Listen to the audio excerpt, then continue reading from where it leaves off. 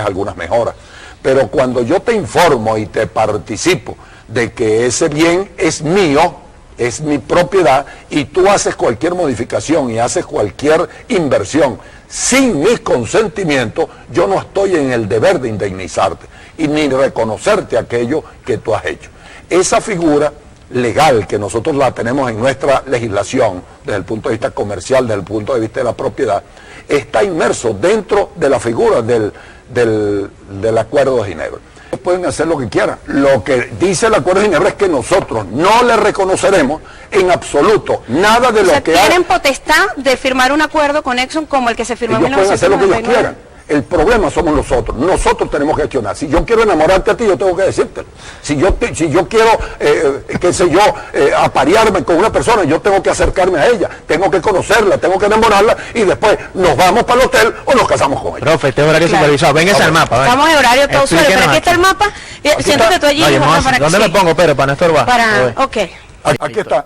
Esto es la República Cooperativa de Guyana. Es nuestro vecino. Nunca lo vamos a dejar de tener allí, es nuestro vecino. Está en verde. Tenemos que ayudarlo, tenemos que ser solidarios con ellos, pero tenemos que hacerle entender que lo que ellos tienen fue lo que Inglaterra le compró a Holanda, y no lo que Inglaterra nos invadió del territorio venezolano al oeste del río Esequibo.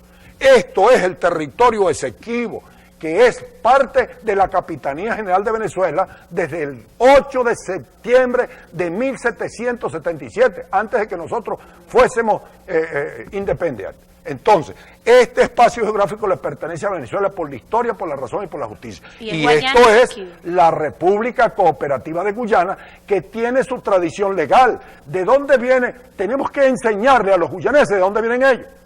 ¿Qué es lo que ellos tienen? Porque ellos están confundidos. ¿Por qué? Porque Inglaterra, cuando le deja en herencia y cuando le da la independencia a su colonia, le deja lo que era de ellos más lo que invadieron. Entonces esto lo ocuparon, por eso yo hice mi libro y le puse A un siglo del despojo, la historia de una reclamación. Ahí está toda la documentación que nos corresponde para nosotros entender el problema de por qué el Esequibo es nuestro y por qué tenemos que recuperarlo. ¿Qué se debe hacer, coronel? ¿Qué se debe hacer? Primero lo que estamos haciendo, concientizar a la población para que ellos sepan, porque hay unos paradigmas. Tanto tiempo de la inacción de nuestros gobiernos en función del territorio Esequibo.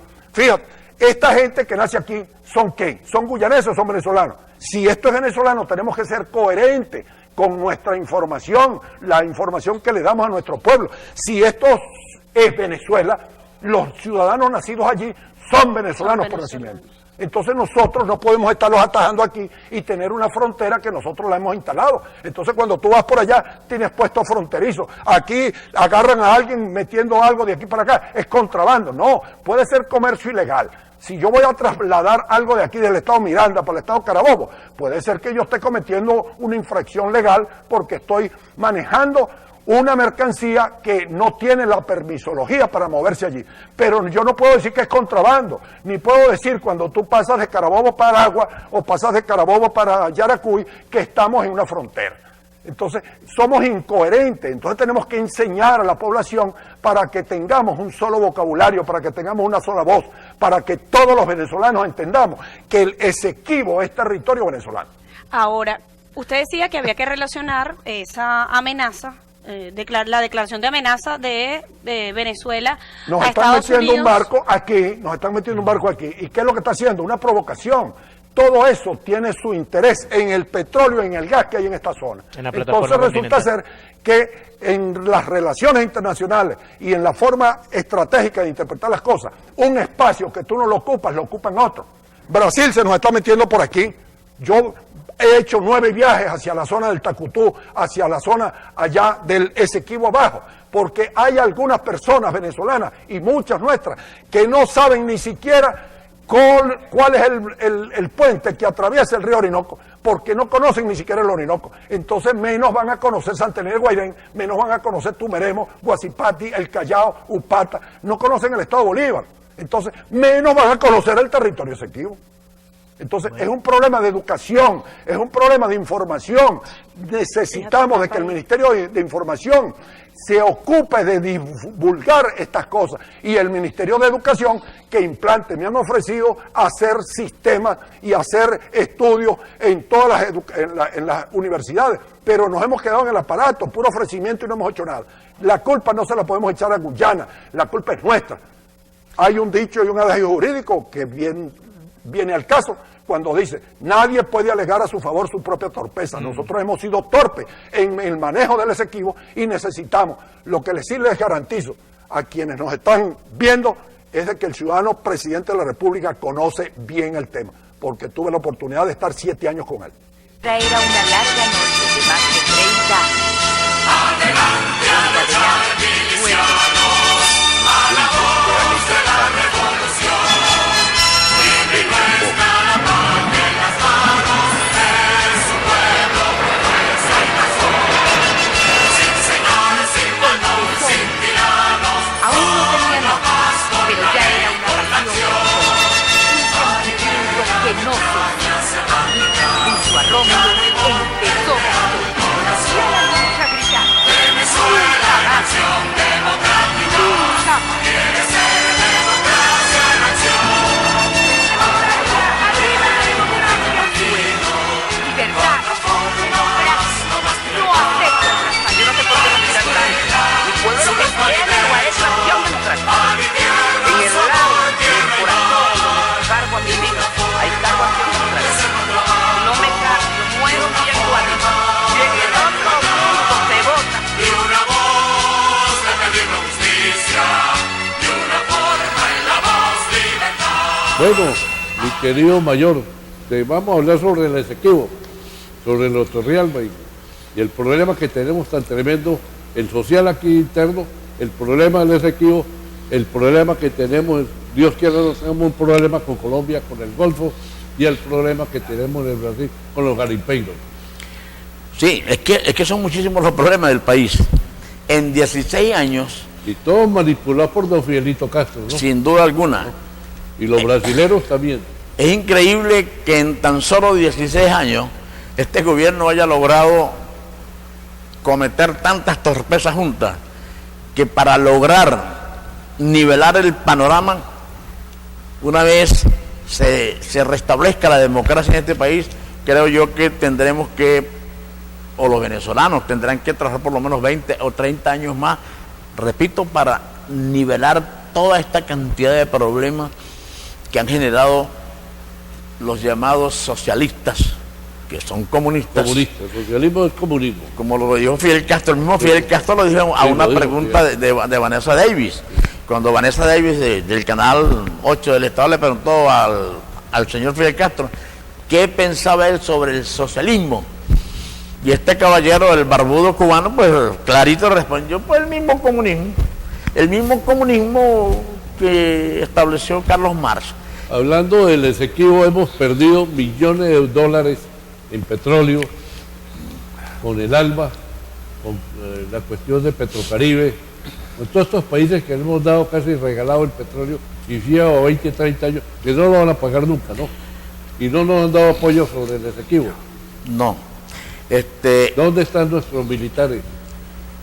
Mira, durante estos 16 años, este problema del Esequibo a nivel del gobierno nacional ha sido levemente mencionado.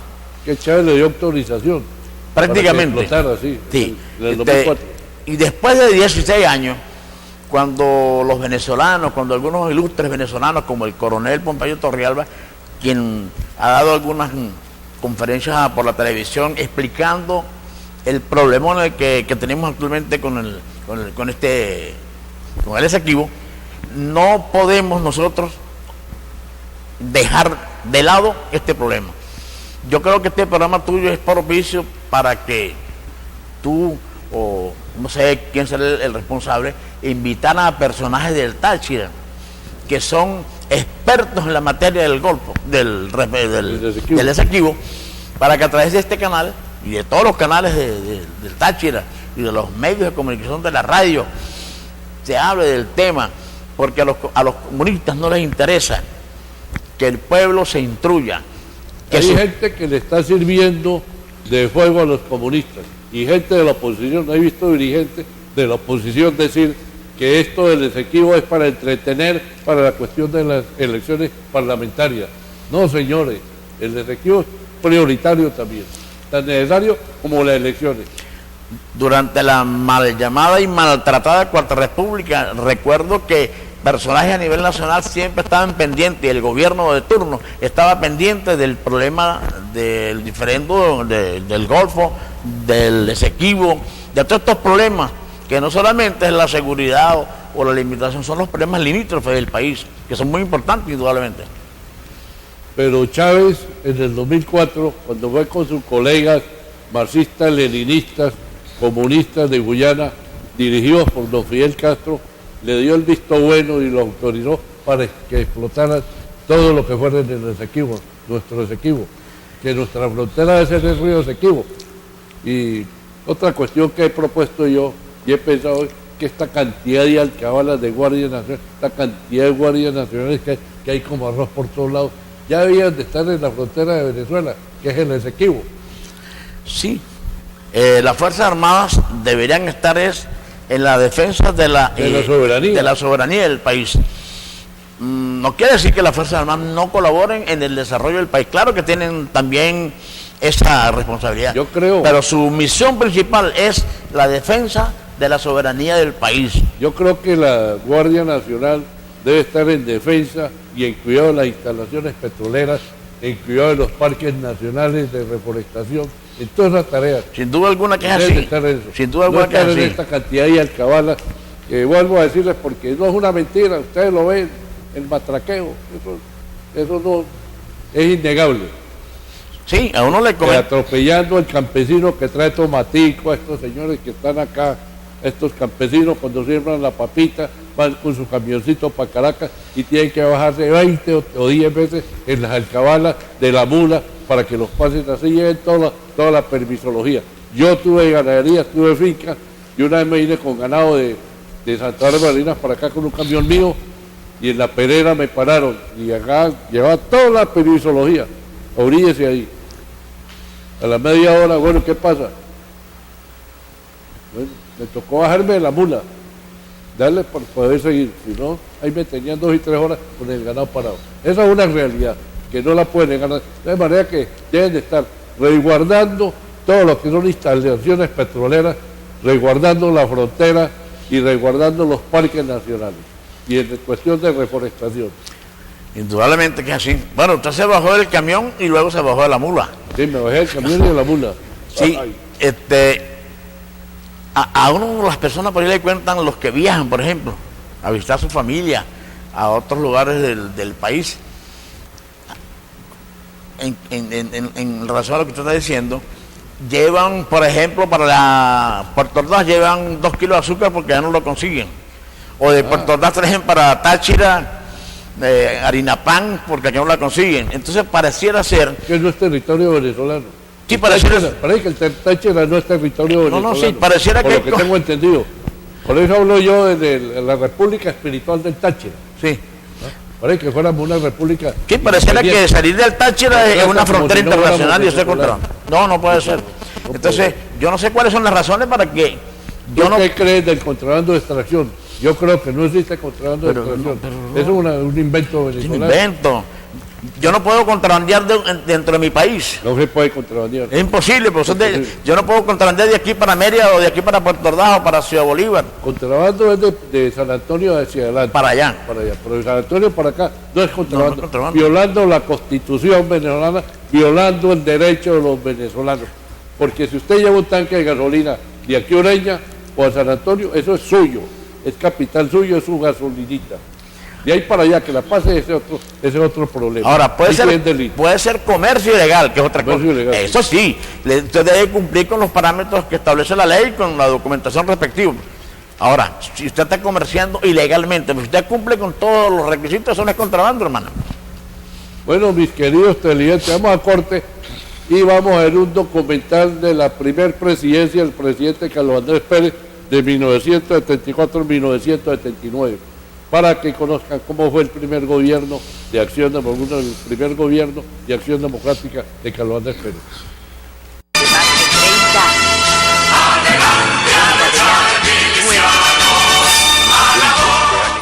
Primer periodo presidencial de Carlos Andrés Pérez, 1974 hasta 1979.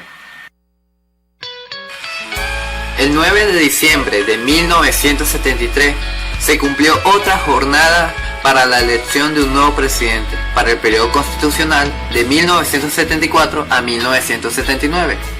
En estos comicios se presentaron como candidatos Carlos Andrés Pérez por Acción Democrática, Lorenzo Fernández por COPEI, Jesús Ángel Paz Galarraga por el Ministerio Electoral del Pueblo, Jovito Villava por la Unión Republicana Democrática y José Vicente Rangel, apoyado por el Movimiento al Socialismo, nuevo partido que había nacido durante la presidencia de Rafael Caldera. Bajo el lema Democracia con Energía, triunfó la candidatura de Carlos Andrés Pérez, quien inició su mandato el 12 de marzo de 1974. Gobernó para el periodo 1974 a 1979. Fue una época conocida como la Venezuela Saudita, debido a los altos ingresos petroleros que fueron característicos durante esos años. En el aspecto económico, el Congreso de la República el 30 de mayo fue sancionada la ley que otorgaba poderes extraordinarios al presidente para dictar medidas económicas y financieras mediante decretos, por el lapso de un año. A tal efecto, en la misma fecha se promulgó el decreto que mantenía la congelación de los precios para los bienes de primera necesidad. El 31 de mayo, los decretos que reglamentaba el salario mínimo de los trabajadores y el aumento general del sueldo y salario vigente para esa fecha. El 1 de enero de 1975, desde la ciudad de Puerto Ordaz, el presidente de la República anunció la nacionalización del hierro. Semana después, el día 21, estalló una huelga general de los trabajadores de la industria del hierro nacionalizada. El presidente trazó una definición de nacionalización de empresa del Estado y el signo más resaltante lo constituyen dos importantes elementos, el petróleo y el hierro, que pasan a formar parte del patrimonio nacional en un concepto generalizado. Entonces se crea PDVSA, la cual en muy breve tiempo comienza a dar maravillosos signos de buen funcionamiento y de un vertiginoso crecimiento económico, que es observado con agrado, respeto y contento en el mundo entero. Como un buen ejemplo a seguir por su perfecta administración, entonces se implementa la política de pleno empleo y se hace la ley política de despidos injustificados. Con conocimiento de causa y planificadamente se produce un gran endeudamiento para financiar proyectos reproductivos. Se crea el Fondo de Inversión de Venezuela y se crea Corpoindustria.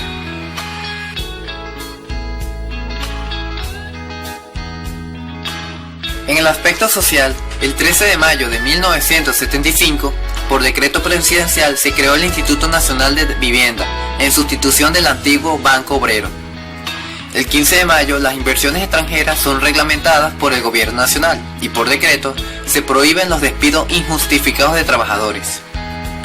Surgió la formación del Fondo de Crédito Agropecuario con el objeto de ayudar mediante créditos a los empresarios del campo.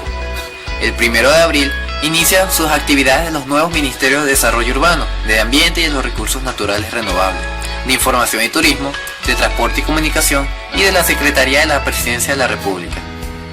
El 22 de abril se promulgó el decreto que ordenaba extender los beneficios del Seguro Social para prestaciones en dinero por invalidez, incapacidad parcial, vejez y muerte. También se construyen nuevos hospitales y dispensarios. Se crean programas de lactancia y control natal y postnatal. Se suministran alimentos al recién nacido y se lleva control en los ambulatorios del proceso de preñez y alumbramiento. Se mejoran las remuneraciones del personal médico y paramédico.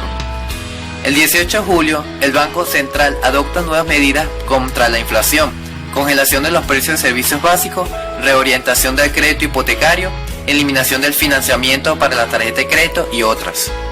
El 5 de noviembre, se dictó el reglamento del puerto libre de la isla Margarita.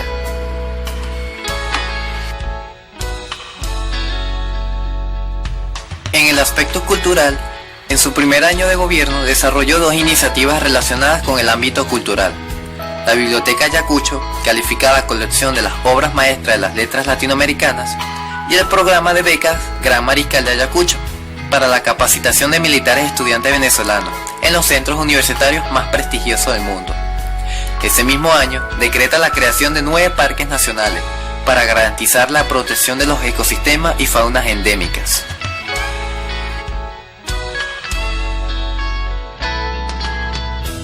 los aspectos internacionales, establece relaciones con Cuba, apoya la lucha contra la dictadura de Ignacio Somoza y de Augusto Pinochet, se convierte en mediador entre los Estados Unidos en Norteamérica y Panamá, apoyando la devolución del Canal de Panamá en la gestión de gobierno de Jimmy Carter de Estados Unidos y Omar Torrijos de Panamá. Carlos Andrés Pérez comienza por ensayar una política de apertura internacional que trae extraordinarios resultados para el país. También mantuvo buenas relaciones con el resto de gobiernos de Hispanoamérica y Europa, especialmente con España, y además de Oriente Próximo, República Popular China y la Unión de la República Socialista Soviética.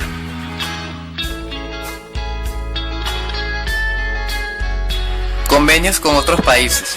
El 3 de julio, en Brasilia, Venezuela firma junto con Bolivia, Brasil, Colombia, Ecuador, Guyana, Perú, Surinam, el Tratado de Cooperación Amazónica.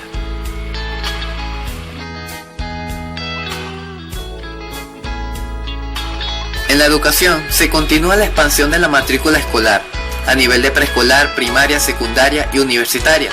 Se mejoran sustancialmente a todos los niveles y se construyen en toda la geografía nacional numerosos edificios para escuelas, liceos y universidades. Se implementan programas de asistencia y ayuda a la escolar, tales como becas, uniformes, textos, morrales, vaso de leche y desayunos. Se estimulan programas de asistencia a la madre y al niño. El 26 de julio, el Gobierno Nacional decreta la creación de la Universidad Francisco Miranda en la ciudad de Coro y de la Universidad Rómulo Gallegos en el estado Guárico.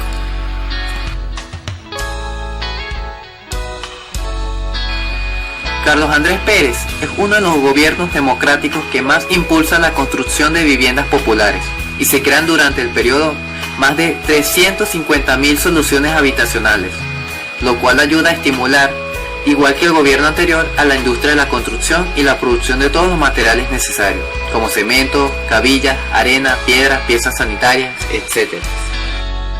Aspectos positivos y negativos en su primer gobierno. En el aspecto positivo, fue gobierno del pleno empleo y del bienestar económico de los venezolanos. En el plano internacional, proyectó a Venezuela un país con vocación al liderazgo.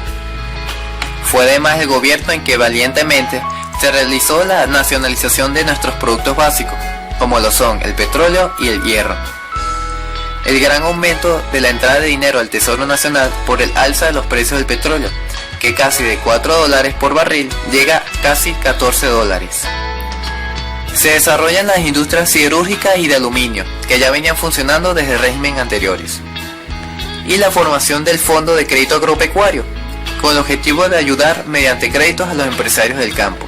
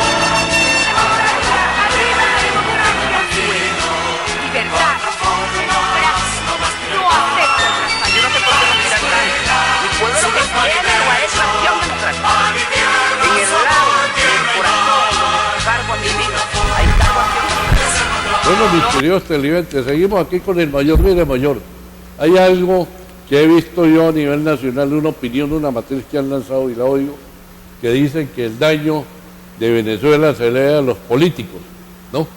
Sobre toda esta cantidad de viviendas que hay a nivel nacional en Caracas, en todas las ciudades, todas estas cuestiones periféricas de ranchos, de miseria que tienen a nivel nacional, se la achacan a los políticos. Yo creo, por eso es mi propuesta, que la política, la salida tiene que ser político-militar, porque ahí en ese problema tienen mucha culpa los militares. El ejército tiene muchísima culpa desde toda la historia que ha sido con la recluta, las alcadas que sacaban a estos campesinos, los hijos de estos campesinos, iba el ejército, la policía, los sacaba a plan de machete y los metían en patrullas y los sacaban arrastrados a pagar servicio militar, los llevaban para Caracas, pagaban servicio militar, pero la mayoría se metían a policías o se metían a Guardia Nacional y cuando salían de ahí se metían a ampones, a delincuentes y si no se metían a los barrios marginales. Gracias a la cuestión de la recluta, que creo que fue mal manejada. Chávez algo hizo, hay que reconocer lo que es. El presidente Chávez algo mejoró la cuestión de los pobres reclutas, de los pobres campesinos, porque ya el campesino le lleva una neverita, le lleva un televisor, algo le lleva a la mamá, antes no le llevaba nada, antes era plan de Painilla, lo vi, y ustedes también lo vieron como la policía y la guardia los agarraba a plan de Painilla por ese mundillo, y él para arriba, compadre, que grillaban a los pobres reclutas. Eso es un daño tremendo que le hizo al país, no solamente de los políticos, de los militares también. Bueno, mira, mi opinión es la siguiente. Desde hace 16 años para acá. Estoy hablando inclusive de estos exactamente. De 16 años para acá, la Constitución de la República Bolivariana de Venezuela establece y autoriza el voto a los militares. Sí. Y esto se desvió. Y ahora solamente el voto, no ser de la recluta. Entonces, pero está bien.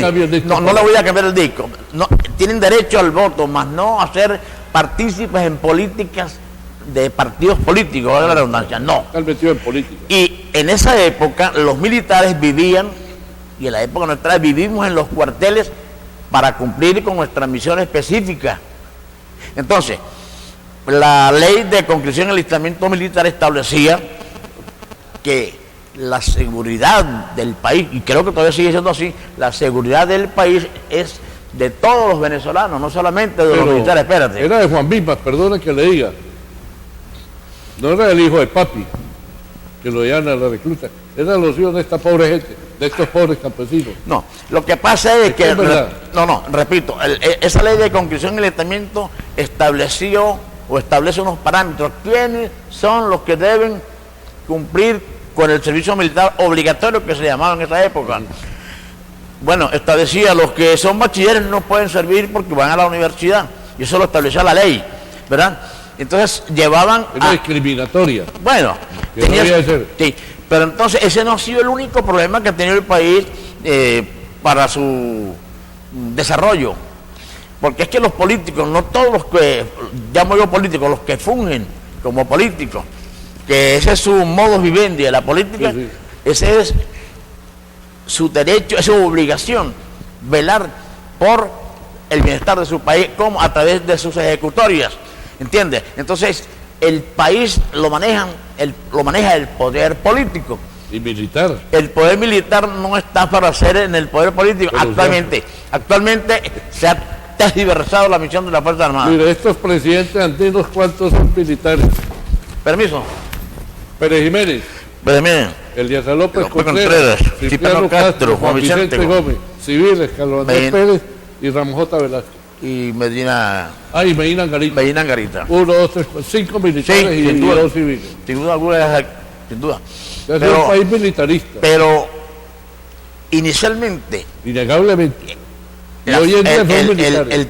El poder militar, de acuerdo y cumpliendo con la ley establecida en la Constitución Nacional, el poder militar estaba supeditado al poder político, y que mandaba en el país era el poder político, no el poder militar.